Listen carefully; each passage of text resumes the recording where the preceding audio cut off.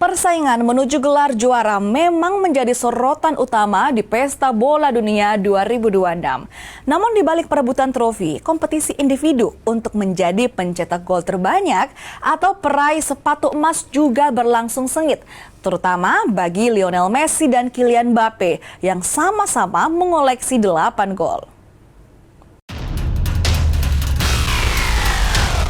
Perburuan sepatu emas Pesta Bola Dunia 2026 memasuki babak paling menegangkan.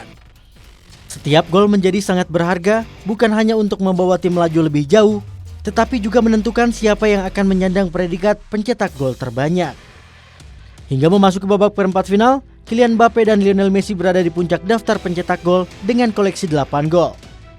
Erling Haaland, Harry Kane, dan Ousmane Dembele membututi di belakangnya. Ketajaman Mbappe masih menjadi andalan Prancis dalam berburu gelar dunia. Sementara Lionel Messi membuktikan bahwa pengalaman tetap mampu bersaing di level tertinggi.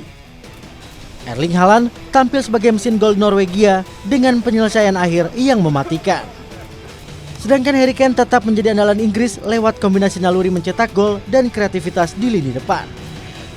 Dembele yang juga mengoleksi 5 gol berharap Mbappe yang jadi rekan setimnya menciptakan banyak gol lagi.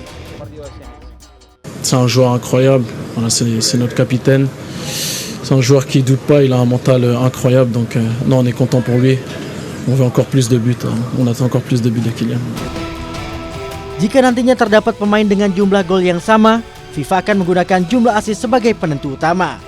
Apabila masih imbang, penghargaan diberikan kepada pemain yang mencatatkan jumlah menit bermain lebih sedikit sepanjang turnamen.